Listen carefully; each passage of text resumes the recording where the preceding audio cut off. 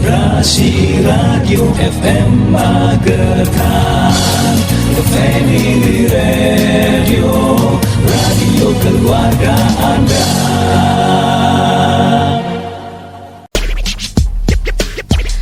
Resi 90,6 FM, radio inspiratif dan informatif. Selamat siang. Kembali lagi dari kawasan MT Haryono Permai 13 Magetan ya. Sesuai dengan janjinya Rara, untuk siang kali ini jam 11 sampai jam 12 siang kita bakalan ngobrol-ngobrol sehat bareng RSUD Dr. Saidiman Magetan mengenai kiat sukses mengasihi secara eksklusif pada 6 bulan pertama kelahiran. Dan di depan Rara ini sudah ada Mbak Puspita Ekarini Eskep MKes ya, selaku konselor menyusui. Nah, untuk ibu-ibu yang ibu muda atau ibu yang baru saja melahirkan, boleh tanya-tanya di sini ya. Bisa mendengarkan di 90,6 FM atau bisa tonton dan juga bisa melihat di aplikasi Express Radio atau di www.rasiafm.co.id. Visual radio satu-satunya di Magetan tentunya ya. Di SMS bisa, telepon juga bisa. Nah, sebelum Rara bahas tentang masalah ASI, yaitu mengasih secara eksklusif, kita kenalan dulu bareng mbaknya yang sudah sandi-sandi. Udah senyum. Selamat siang Mbak Puspita. Gimana kabarnya Mbak Puspita? Alhamdulillah sehat ya Mbak Rara. Sehat ya. Saya ingin menyapa sebentar. Boleh, silahkan. Selamat siang ibu-ibu sahabat ASI. Mungkin kalau Rasi ada sahabat Rasi. Saya akan menyapa kalau ibu-ibu sahabat ASI semuanya. Jadi tidak hanya ibu-ibu, bahkan calon-calon ibu yang pasangan muda atau mungkin yang masih dalam usia SMA atau belum punya anak. Jadi ini nanti sangat umum informasinya. Boleh untuk bekal dulu nanti pada saat akan persiapan menyusui bayinya. Oke, siap. Nah, tentunya kalau kita berbicara tentang mengasihi, ini kok di sini dibilangnya kiat sukses mengasihi secara eksklusif pada 6 bulan pertama kelahiran. Apakah setelah 6 bulan nanti itu sudah tidak eksklusif lagi atau bagaimana? Boleh dijelaskan? Oh baik. Sebelumnya saya akan menyampaikan dulu mengenai kenapa kok menyusui itu penting begitu ya. Sebelum nanti kita menginjak kenapa kok 6 bulan yang disebut eksklusif. Oke. Jadi dari yang paling prinsip Mbak, jadi dari kita sebagai seorang muslim, kegiatan menyusui itu sudah Allah anjurkan dalam Al-Quran di surat yang pertama, di surat Al-Baqarah ayat 233. Mohon maaf di sini saya izin membacakan bahwasanya Allah berfirman, para ibu hendaklah menyusukan anak-anaknya selama 2 tahun penuh, yaitu bagi yang ingin menyempurnakan penyusuan. Dan jika kamu ingin menyusukan anakmu kepada orang lain, maka tidak ada dosa bagimu memberikan pembayaran dengan cara yang patuh. Dan apabila keduanya ingin menyapih dengan persetujuan dan permusyawaratan antara keduanya. Di sini Allah dengan bijak ya, Allah dengan kasih sayangnya itu menganjurkan bahwa ibu yang ingin menyusui anaknya menyempurnakan penyusuan itu sampai 2 tahun. Nah, itu nanti dilengkapi dengan rekomendasi dari organisasi dunia, organisasi kesehatan. Ada WHO di situ menyebutkan mengenai pemberian makan bayi dan anak. Itu dimulai dari menyusui dalam 1 jam pertama segera setelah lahir. Kemudian yaitu susui secara eksklusif sampai 6 bulan. Kemudian berikan MPASI atau makanan pengganti ASI, pendamping ASI, bukan pengganti ya maaf, pendamping ASI pada anak mulai usia 6 bulan dan dilanjutkan sampai anak usia 2 tahun atau lebih. Nah, tapi ada hal yang menarik nih di sini, yaitu kata-kata eksklusif yang tadi seperti Mbak Rara sampaikan. Apakah setelah 6 bulan itu tidak eksklusif? Nah, di sini kita bahas kenapa kok disebut eksklusif. Eksklusif itu dari dasar katanya itu kan sesuatu yang wow, sesuatu yang spesial gitu kan. Ya. Jadi kenapa disebut eksklusif dalam 6 bulan pertama itu adalah kita hanya memberikan ASI saja.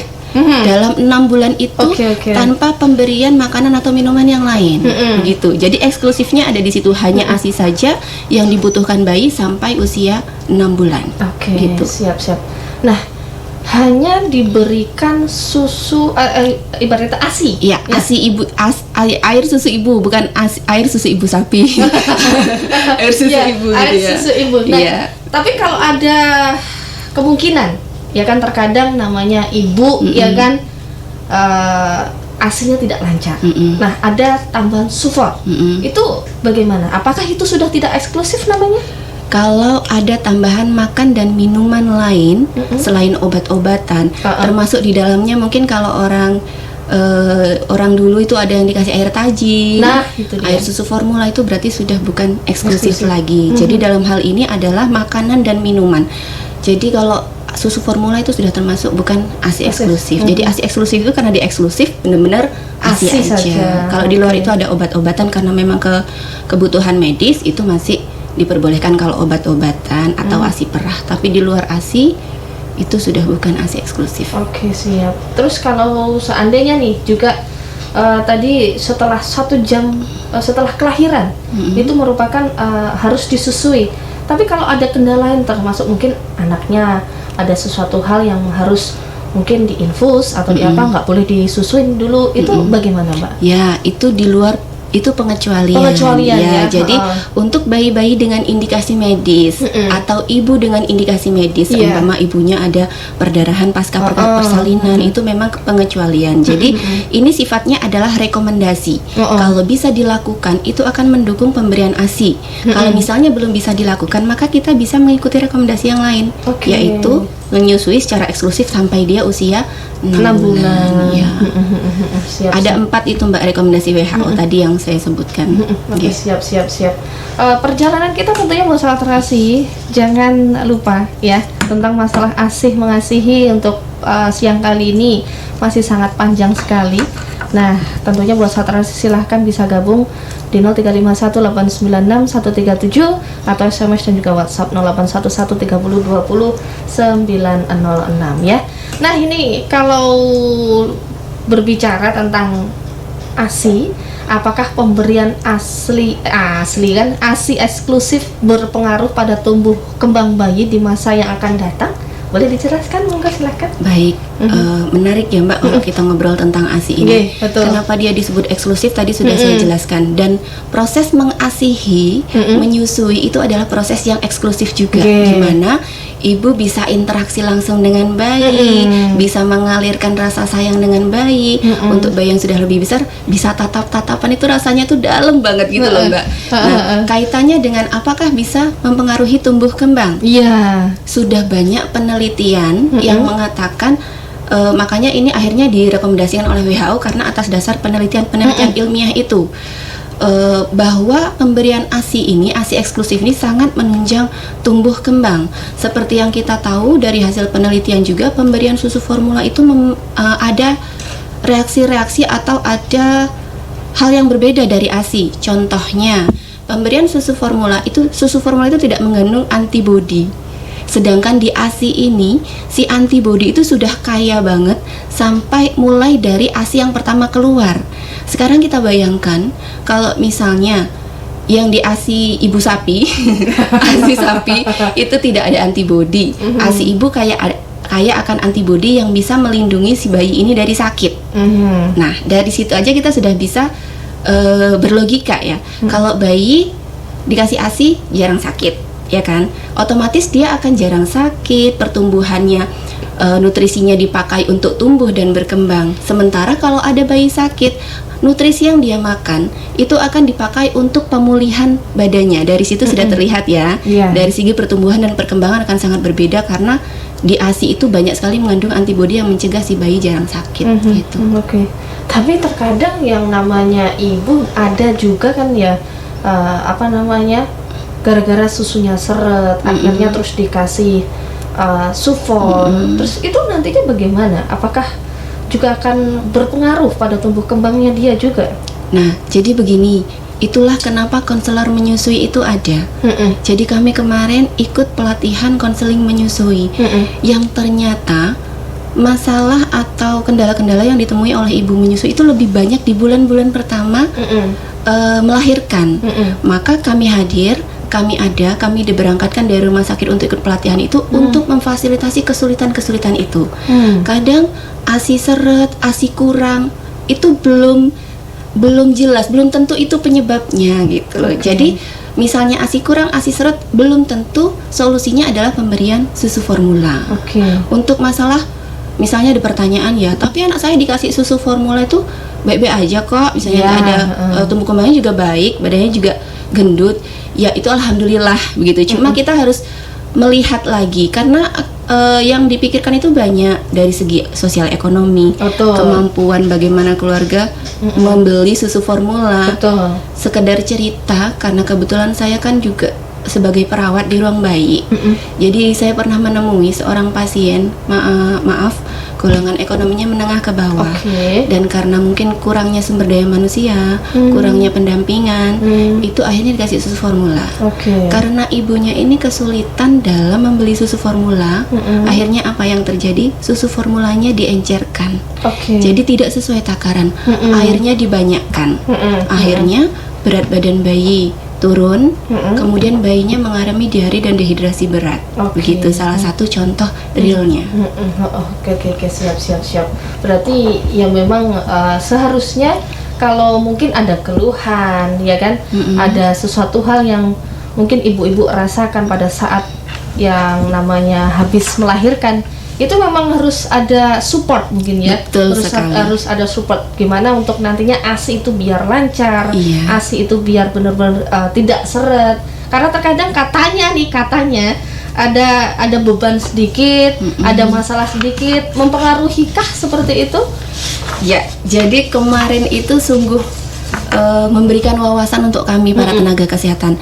Banyak sekali faktor yang bisa menyebabkan ASI itu seret, yang katanya seret, yang katanya kurang, dari faktor ibu, dari faktor bayi, dan dari faktor lingkungan. Dari faktor ibu bisa jadi karena memang kondisi ibu seperti sakit. Kemudian kalau dari segi bayi itu mungkin karena memang bayinya terpisah dari ibu, berarti tidak bisa mendapatkan ASI. Kemudian ada permasalahan lain seperti gangguan kongenital atau gangguan penyakit bawaan, di mana bibir sumbing, kesulitan untuk menyusu langsung dengan ibu. Kemudian yang paling support juga itu adalah dukungan dari keluarga. Terutama nih, ibu baru melahirkan itu kan sangat rentan terhadap stres. Ya, perubahan adaptasi menjadi seorang ibu, belum lagi misalnya tinggal dengan orang tua yang akan banyak sekali masukan-masukan dari tetangga, masukan-masukan dari yang lain, kasih support aja. Dan stres itu sendiri akhirnya menekan hormon cinta, menekan hormon yang bisa merangsang produksi ASI gitu. Jadi memang proses mengasihi ini harus happy.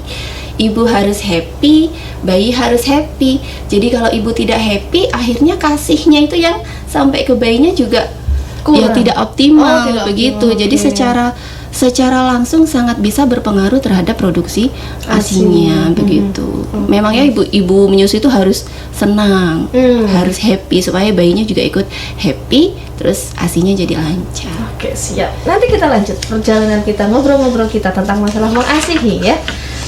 Tentunya masih dengan Mbak Puspita. Seperti apa perjalanan kita ngobrolnya sehat tentang masalah mengasihi? Silahkan ya, masih Rara tunggu. Gabung bareng Rara dan juga Mbak Puspita tentunya untuk kesempatan pagi kali ini di aplikasi Express Radio, radio visual satu-satunya di Magetan.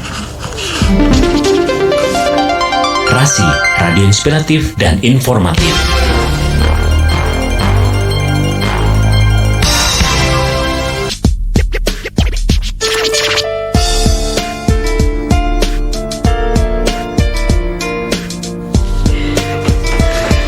Sahabat Rasi, aduh, sebentar, tak giniin biar kedengeran ya. Kembali lagi masih dari kawasan MT Haryono di Ngobrol Sehat bareng Mbak Puspita dari RSUD Dr. Sayyidimon Magetan. Beliau ini konselor konselor ASI. Nyusui ya. Ini sudah ada pertanyaan yang masuk di mana tentang masalah menyusui. Nah, pada saat ibu menyusui, ibu itu merasa payudaranya penuh setiap saat. sehingga menimbulkan resiko terjadi mastitis atau infeksi pada payudara dan sumbatan pada saluran keluar susu. Apakah itu benar, Mbak? Dan ketika susu yang belum disusukan, kenapa kok katanya sampai sakit banget? Itu kenapa? Terima kasih. Monggo. Dari siapa itu ada? Ada Mbak Novita di seputaran Nitian. Oke. Selamat siang Mbak Novita. Terima kasih sudah bergabung bersama kami ya Mbak. Jadi pertanyaannya sangat baik dan rata-rata ini memang sering dirasakan oleh ibu-ibu yang menyusui biasanya di bulan-bulan pertama. Payudara bengkak ya, risiko ke mastitis. Jadi memang begitu adanya. Payudara bengkak, awalnya payudara penuh dulu. Payudara penuh yang tidak dikeluarkan akan menjadi payudara bengkak. Payudara bengkak yang tidak segera teratasi akan menjadi mastitis atau peradangan pada kelenjar atau pada payudara.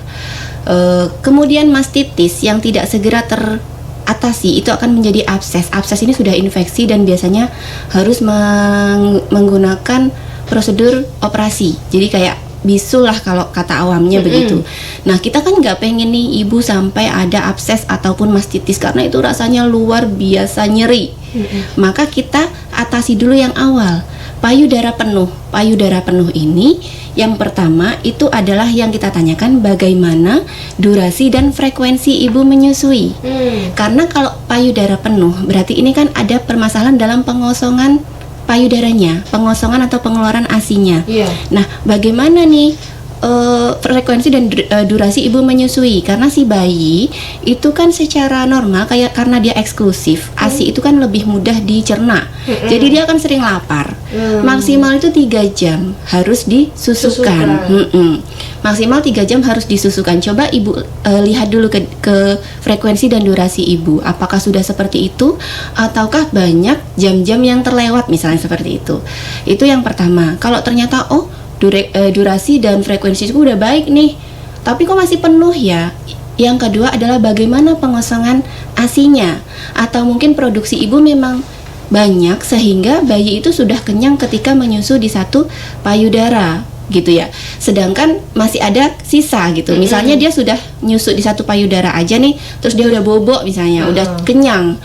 Nah berarti kan kita harus mengeluarkan payudara ASI yang masih tersisa.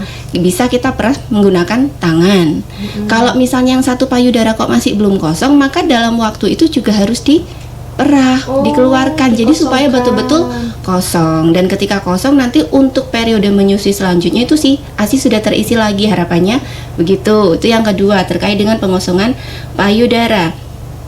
Hal yang ketiga itu adalah pengaruh dari pakaian. Bagaimana bra yang digunakan untuk ibu menyusui? Karena secara alami ibu menyusui itu payudaranya akan membesar karena akan memproduksi banyak ASI. Maka kita usahakan menggunakan menggunakan bra yang sesuai dengan ukuran payudara, yang longgar, yang tidak menekan payudara. Karena kalau misalnya terlalu menekan itu nanti aliran payudaranya akan terhambat itu. Kemudian menyusui lebih sering ketika payudara kita bengkak. Ya, menyusui lebih sering ketika payudara bengkak, terutama kalau pas malam.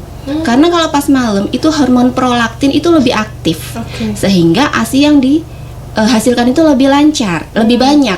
Maka bayi itu kan biasanya kalau malam suka melean ya, dia lebih aktif pada saat malam karena di situ juga hormon prolaktin itu lebih aktif sehingga sering susui termasuk di malam hari.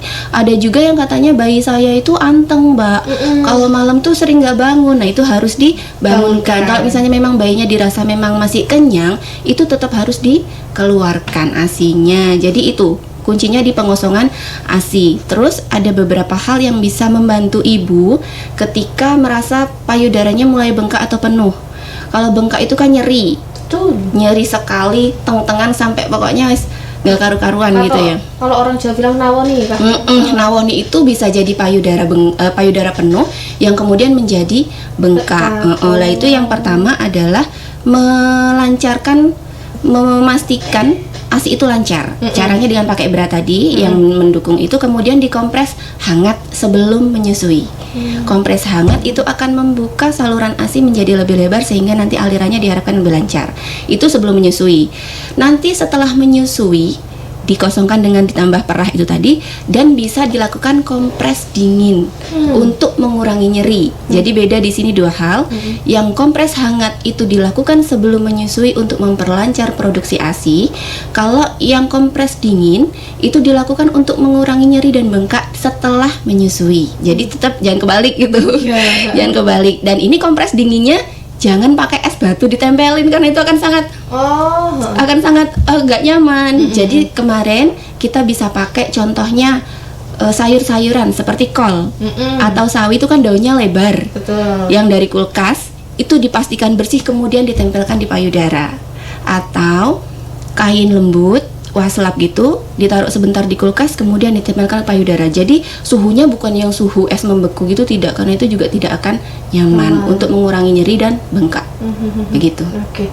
Nah, ini tuh saya ada cerita sedikit tentang masalah ibu menyusui. Katanya dia itu memeriksakan diri di putingnya. Oh, ini air asinya banyak kok, kan gitu.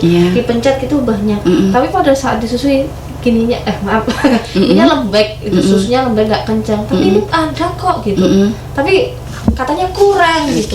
Itu sebenarnya apa sih Mbak yang terjadi? Emang itu susunya porsinya kalau kurang ya, gitu ya? Kurang atau bagaimana? Apa memang kondisi susunya yang memang lembek begitu tapi ada isinya atau gimana? Bisa dijelaskan? Ya, ini juga permasalahan yang sangat umum terjadi di ibu menyusui ya. Jadi yang pertama perlu saya sampaikan, jangan minder walaupun ukuran payudara kita kecil, karena produksi ASI itu tidak dipengaruhi ukuran payudara. Jadi payudara itu hanya aksesoris dan alat untuk keluarnya ASI itu, sedangkan produksi ASI yang paling mempengaruhi produksi ASI itu adalah hisapan bayi. Jenengan kita ibu-ibu juga nggak usah baper atau nggak usah minder kalau putingnya tidak menonjol.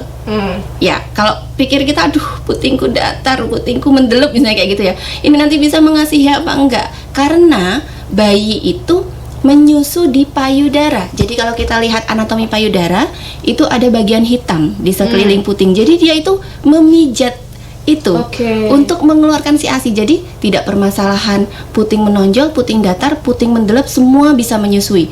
Payudara besar, payudara kecil, semua bisa menyusui. Karena Allah menganugerahkan kita sebagai ibu untuk siap menyusui bayi.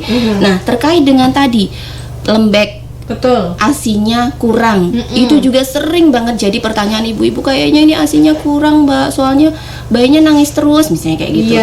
Jadi begini, semua ibu melahirkan itu secara otomatis akan memproduksi air susu ibu. Yang perbedaannya apakah dia bisa keluar dengan baik atau tidak. Nah, keluarnya itu caranya dengan dihisap oleh bayi atau kita keluarkan melalui perah. Itu yang pertama. Kemudian kalau masih lembek tapi ASInya ada, permasalahannya kan ASInya ada, tergantung usia bayi juga. Kalau bayi masih usia 3 hari, itu ukuran lambungnya masih sebesar kelereng yang paling kecil itu loh.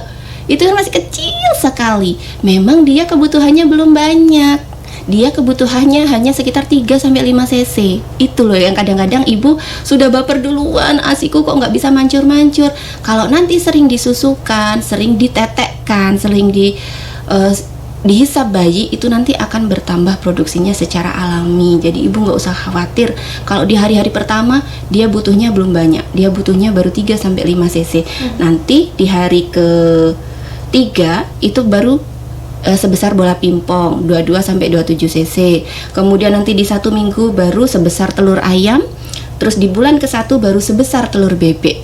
Jadi ibu nggak usah mikir kenapa ASIku sedikit, ibu banyakin aja disusukan, nanti ASInya akan memenuhi kebutuhan bayi itu gitu. Terus kalau anaknya masih nangis, itu bagaimana? Nah, tapi tuh udah netek banyak nih Mbak, tapi masih nangis terus. Nangis bukan berarti bayinya lapar. Ya. Jadi di bulan-bulan pertama itu ada yang sering terjadi pada newborn atau bayi baru lahir, itu adalah kolik. Kolik itu rasa tidak nyaman, nyeri pada perut bayi.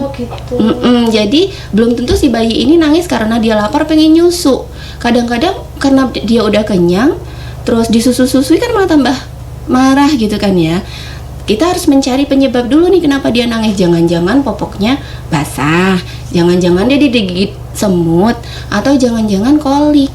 Kolik ini rasa tidak nyaman atau nyeri pada perut. Nah, kemarin kami juga disampaikan mengenai bagaimana kalau misalnya bayi yang awal bulan ini sering nangis karena kolik. Nangisnya itu biasanya bayi-bayi dengan kolik itu nangisnya itu sore ke malam, sore menjelang malam. Nanti pagi itu membaik biasanya gitu. Ada cara gendong yang nyaman untuk bayi kolik ini, di mana bayi, mohon maaf pakai botol ini, seharusnya saya bawa bayi ya. Jadi ditengkurapkan di atas lengan. Nah, itu ternyata nyaman untuk si bayi yang sedang kolik. Bisa juga kalau misalnya ibunya kan pasti capek menyusui juga, iya. Terus kalau bayinya rewel juga tambah stres, bisa dibantu oleh bapaknya. Bapaknya menggendong bayi dengan disandarkan ke pundak sambil bersenandung gitu. Terus ada juga untuk bayi yang sudah lebih besar tapi mungkin sering kolik, itu bisa ditaruh di pangkuan, kemudian dikasih pijatan atau tekanan lembut di bagian perut gitu, Mbak. Jadi kalau bayi nangis belum tentu dia pengen mimi, kita harus cari tahu kenapa dia menangis.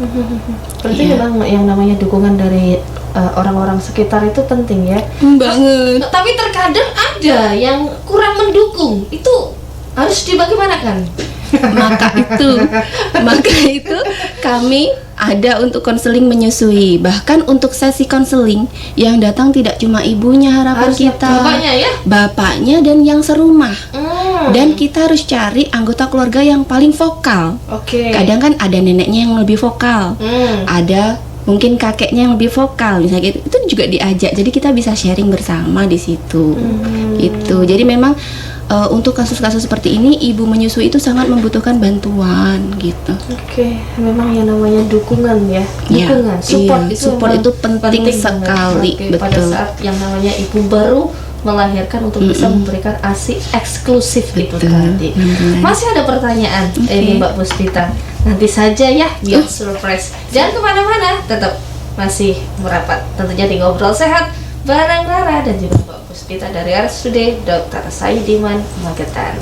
Sahabat Rasi, kita sambung obrolan kita. Tentunya di kesempatan siang kali ini masih berkaitan dengan kiat mengasihi di usia 6 bulan pertama. Yang sahabat Rasi, kita tadi sudah ngobrolin beberapa hal, yaitu dengan Mbak Puspita Karini ya. Ada pertanyaan lagi untuk siang kali ini yang diajukan sama Mbak Zakia yang disebutkan Sido Kertosana.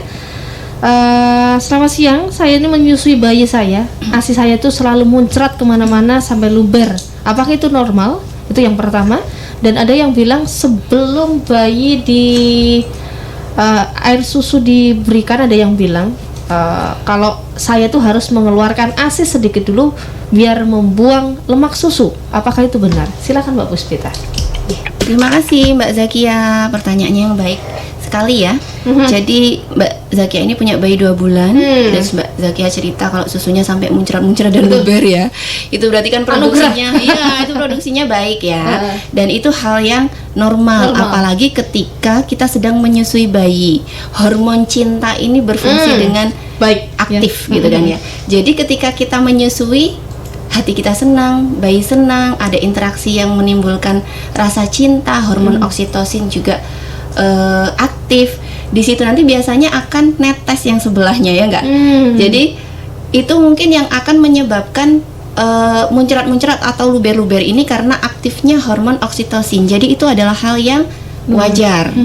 Kemudian yang kedua, pertanyaan mengenai sebelum bayi menyusu atau ASI diberikan, katanya harus dikeluarin dulu untuk ngeluarin lemak.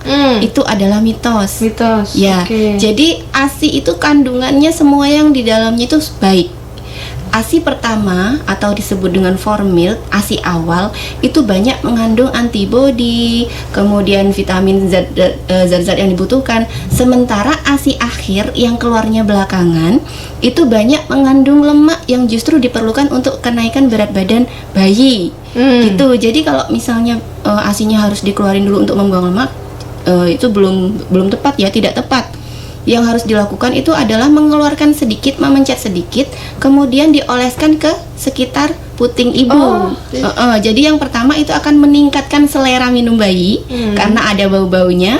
Yang kedua melembabkan puting susu sehingga nanti bisa lebih lentur pada saat diminum bayi. Yang ketiga untuk antiseptik ya, antiseptik si puting itu gitu. Karena salah satu cara supaya puting lecet atau puting yang retak itu cepat sembuh adalah dengan membuat kondisinya lembab dengan cara mengoleskan ASI itu. Jadi kalau harus dibuang itu sayang sekali. Mitos ya, itu adalah mitos. Begitu. Oke, berarti termasuk orang yang bilang, "Kamu habis bepergian dari sini nih, buang aja susunya dulu sebentar biar anaknya nanti nggak ini, nggak itu." Berarti itu mitos karena ya. ASI berada di tempat yang sangat higienis, sangat terlindungi. Ya, justru kalau kita pakai botol dot yang kita dari mana-mana itu yang bisa jadi sumber infeksi si bayi. Karena salah satu syarat sukses mengasihi di 6 bulan pertama adalah kita tidak boleh memberikan media ASI melalui dot maupun empeng gitu. Jadi karena si dot dan empeng ini mohon maaf jahat juga untuk si bayi ya. Dia membuat bayi merasa lebih mudah menyusu karena kan dia nggak perlu ngenyot, sudah keluar alirannya. Dan efeknya adalah bayi bisa bingung puting. Ketika dia bingung puting, dia tidak mau ngenyot payudara ibu, otomatis hormon oksitosin juga tidak bisa aktif dan akhirnya efeknya ke produksi ASI yang menurun. Oh gitu. Jadi jangan dot dan empeng. Bye-bye empeng. Jadi karena waktu yang tinggal beberapa menit saja, Mbak Puspita, jangan kemana-mana dulu ya. Nanti kita lanjut lagi perjalanan kita masih tetap ya di acara yang sangat luar biasa, Ngobrol Sehat. Rasi, radio inspiratif dan informatif.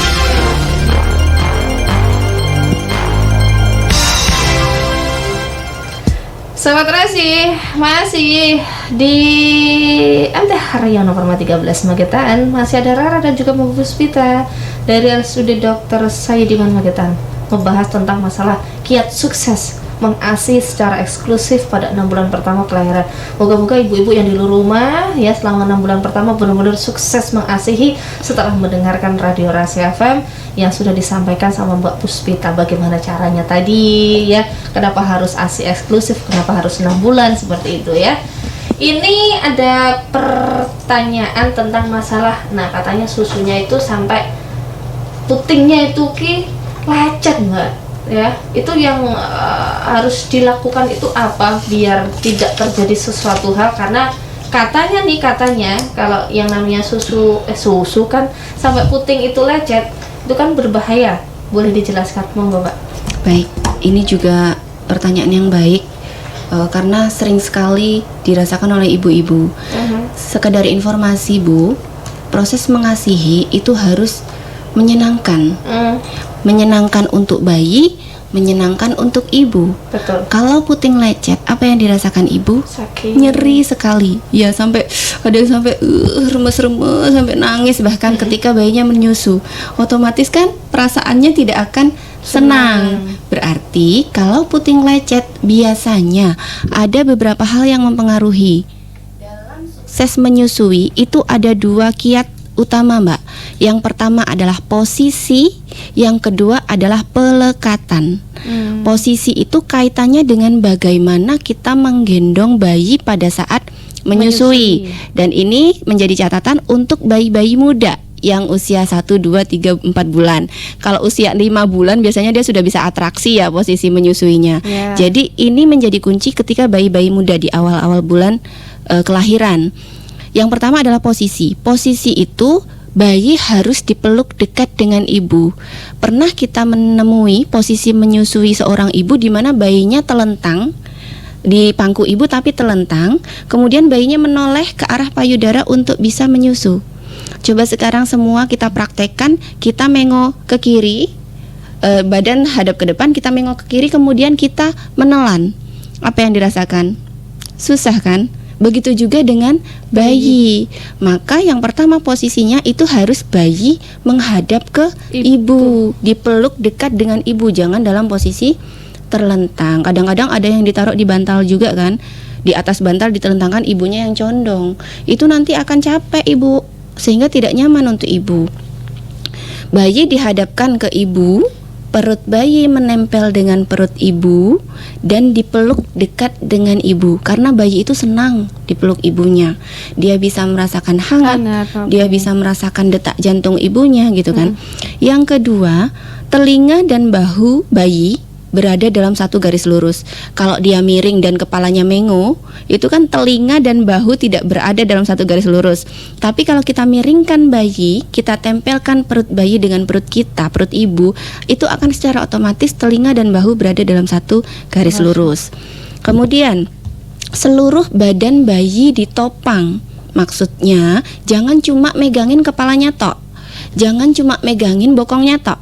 Mulai dari leher sampai pundak, kemudian sampai bokong, itu harus ditopang dengan settle, dengan kuat gitu, untuk membantu bayinya memudahkan. Kadang ada ibu yang terlalu memegang payudaranya, justru tangan kanan itu kalau bayi sudah mulai mengenyot, kita pindahkan ke belakang bokong bayi untuk lebih mendekatkan bayi ke ibu. Ini sebenarnya lebih enak kalau sama praktek langsung, jadi kita bisa mengamati dan bisa tahu. Kemudian wajah bayi menghadap payudara ibu dan hidung bayi berhadapan dengan puting. Ya, jadi bukan begini, bukan miring, tidak, tetapi berhadapan langsung dengan payudara dan puting ibu. Itu posisinya. Yang kedua, pelekatan. Pelekatan itu ada jembatan keledainya, kita menyebutnya sebagai amubida. 4 hal untuk pelekatan. A itu adalah area hitam yang di sekitar puting, itu namanya areola. Area hitam itu kan mengelilingi puting. Jadi ketika bayi menyusu, itu area yang atas harus terlihat lebih banyak dibanding area yang bawah. Kalau misalnya area yang bawah terlihat lebih banyak dibanding area yang atas, itu masih belum tepat. Yang atas kelihatan lebih banyak, itu yang A-nya. Yang mu-nya, mulut bayi harus membuka lebar. Jadi kadang-kadang ada yang dijijil-jijilnya ke ya kan, putingnya dijijil-jijilnya ke mulut bayi. Bagaimana cara kita membuat iklan? lanjut. Ya, bagaimana cara kita membuat mulut bayi terbuka lebar? Itu adalah puting ibu disentuhkan ke bibir bayi sampai dia mangap-mangap, merasa lapar, dia akan membuka mulut secara lebar, baru kita masukkan payudaranya. Jadi tidak perlu tuh kita tetel-tetel putingnya gitu, malah justru nanti dia hanya akan mengenyot puting aja, dan itu akan nyeri di ibu. Harusnya dia itu ngenyotnya di bagian hitamnya, jadi kayak mijetin, maka putingnya tidak akan lecet. Itu. Kemudian ada lagi B, bibir bayi bagian bawah itu harus dower, terlipat keluar. Jadi kalau dia masih kayak gini, itu masih mencucu dan dia hanya ngenyot di putingnya. Gitu. Itu yang membuat gesekan di puting dan membuat puting ibu lama-lama jadi lecet, retak dan sampai berdarah. Itu akan sangat menyakitkan. Yang terakhir adalah dagu bayi menempel ke payudara ibu. Jadi gini, kalau ini payudara berarti bayinya ngenyot dan ininya nempel. Kalau misalnya begini, nutup ya, nutupin hidung, dan ini tidak menempel, dan biasanya areolanya akan lebih terlihat yang bagian bawah. Padahal kan tadi amubida, areolanya yang atas harus terlihat lebih banyak dibanding yang bawah. Itu pelekatan dan posisi. Biasanya rata-rata puting lecet karena ada kekurang pasan posisi dan pelekatan menyusui itu tadi. Oh iya, ini pertanyaan dulu sebelum kita bahas tentang masalah hal lain. Kemarin itu saya melihat udah anaknya kan mau disusuin, nggak mau ngenyot, cuma gini doang, gini terus dijijilnya kan, seperti itu yang Mbak Puspita bilang, dijijilkan gitu. Tapi susunya itu keluar, tapi anaknya akhirnya nggak nyusu, nggak jadi nyusu, malah tidur lagi kayak gitu.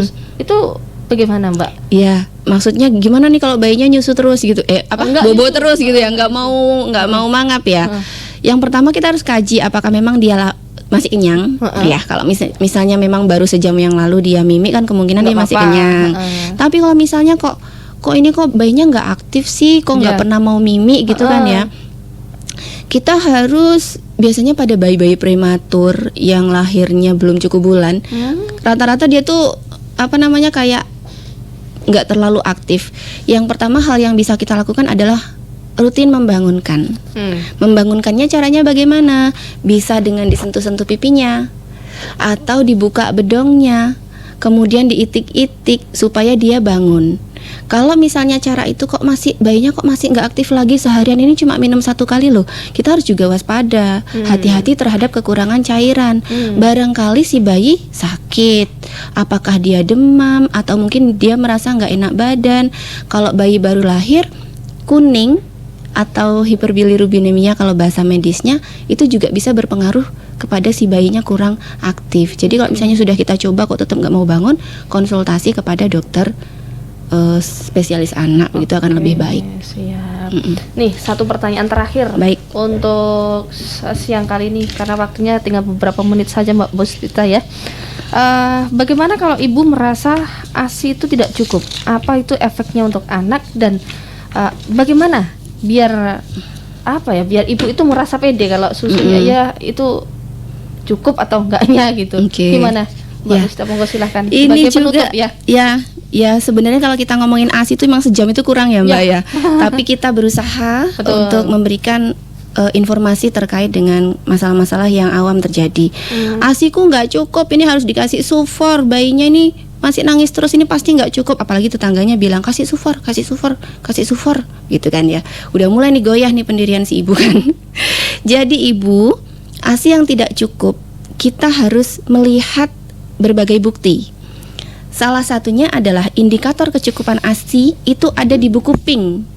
Ibu punya buku ini? Ada. Mbak Rara punya buku ini? Ada. Nah, semua ibu hamil itu akan dikasih buku KIA ini, KMS yang warna pink. Mbak Rara bisa lihat di sini ada 2 cover terbalik. Mbak Rara sudah pirsa? Iya, Nah, jadi ini adalah cover untuk ibu ketika masih hamil, dan ini adalah cover ketika si anaknya sudah lahir. Maka buku ini dengan lengkap mencatat tentang perkembangan ibu selama hamil dan sampai anak lahir sampai usia 5 tahun. Betul. Maka Bu, kalau ada yang bilang ASI ibu nggak cukup, jangan langsung percaya Bu. Ibu buka dulu buku KMS ibu. Di situ ada kurva perkembangan berat badan dan tinggi badan bayi ibu. Ya, tergantung. Kalau anaknya perempuan kita lihat kurva yang warna pink. Kalau anaknya laki-laki kita lihat kurva yang warna biru. Betul. Ya kan? Nah, di KMS ini ada yang namanya KBM. KBM itu kenaikan berat minimum. Gimana kita bisa tahu kalau ASI-nya cukup atau enggak? Di sini sudah ada aturannya. Pada 1 bulan itu dia harus naik minimal 800 gram. Di bulan kedua dia harus naik minimal 900 gram. Kalau bayi ibu beratnya naik sesuai kurva kenaikan berat minimal, itu berarti ASI ibu cukup. Gitu. Jadi ibu nggak usah galau dulu, buktikan dulu, ibu kumpulkan dulu buktinya. Maka kenapa bayi itu harus rutin ikut posyandu setiap bulan, supaya kita bisa tahu nih, oh kok 2 bulan terakhir kok naiknya nggak sesuai kenaikan berat badan minimal, biar kita bisa segera mencari solusi terkait itu. Jadi yang pertama, lihat kenaikan berat badan di KMS bayi ibu. Tentunya ibu juga harus rajin setiap bulan untuk datang ke posyandu atau puskesmas terdekat. Betul. Yang kedua, indikator kecukupan ASI pada bayi ibu adalah pipis bayi. Ini yang paling gampang dan nggak harus nunggu 1 bulan untuk dicek. Ya, jadi bayi usia 1 hari dalam 24 jam itu minimal harus pipis 1 kali. Bayi usia 2 hari minimal harus pipis 2 kali. 3 hari minimal 3 kali. 4 hari minimal 4 kali. 5 hari minimal 5 kali. 6 hari ke atas minimal 6 kali sehari. Jadi kalau bayi ibu usia 3 hari, berarti dia nih sehari minimal pipisnya 3 kali. Kalau lebih dari 3 kali nggak masalah, berarti ASI ibu cukup. Bayi tidak mengalami dehidrasi. Itu yang kedua. Yang ketiga, tadi kan pipis, ini pupnya, BAB-nya. Bagaimana pup bayi? Bayi usia sampai 3 hari itu warnanya masih hitam gelap. Itu mekonium dan itu normal.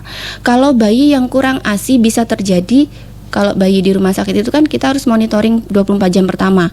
Kalau dia sudah pipis, sudah pup, kondisi sehat, dia bisa pulang gitu. Karena itu kalau misalnya sampai terlambat, kita harus curiga juga kemungkinan bagaimana ASI-nya gitu. Bisa jadi ada kemungkinan untuk itu. Dan untuk ASI kurang, yang dilakukan itu solusinya bukan memberikan susu formula. Jangan langsung menyerah kepada susu formula ya Bu, tapi meningkatkan produksi ASI. Satu kuncinya tadi adalah hisapan bayi. Kalau bayinya bisa netek, kalau nggak bisa kita kosongkan sesering mungkin gitu. Jadi itu yang bisa menjadi solusi untuk ASI kurang, tidak langsung ke susu formula gitu Mbak Rara. Terima kasih Sama-sama obrolan Mbak yang Rara. sangat luar biasa. Kalau ngomongin susu ASI susu ASI emang sangat luar biasa, nggak ada habis-habisnya saat rahasia, kayak ngomongin mantan. Wadaw. Ya udah deh, makasih Mbak Puspita untuk ngobrolnya. Moga-moga lain waktu dan kesempatan bisa ketemu lagi dengan obrolan yang lain. Saya boleh pesan sedikit Mbak Rara? Boleh. Karena memang untuk ibu-ibu semua, mbak-mbak semua yang semangat mengasihi, tetap semangat ya Bu, karena ASI itu tiada duanya. Jadi sudah dianugerahkan oleh Allah. Dan bila masih bincang-bincang kita masih kurang, nanti kami bisa memfasilitasi hal tersebut. Ibu bisa konseling kepada kami, konsultasi kepada kami melalui nomor WA. Boleh. Berapa itu? Nomor WA-nya 0811 3335 2898. Oke, siap. Ini nanti monggo ibu kalau ngerasa akan ketemu langsung sama kami, itu juga nanti silahkan sampaikan melalui WA ini. Kemudian sampaikan permasalahan apa yang ibu rasakan, nanti akan kami komunikasikan terkait tempat dan jadwal selanjutnya. Begitu. Terima kasih Mbak Rara. Nah, ya saat rahasia, kalau belum jelas nanti boleh WA ke Radio Rahasia FM juga untuk bisa bertanya-tanya, nanti langsung kita sampaikan juga ke Mbak Puspita ya di 0811 30 20 906. Rara, untuk kesempatan siang kali ini pamit undur diri. Terima kasih semuanya. Ketemu lain waktu dan kesempatan. Selamat siang. Assalamualaikum warahmatullahi wabarakatuh. Waalaikumsalam warahmatullahi wabarakatuh. Radio FM Magetan, Family Radio, radio keluarga Anda.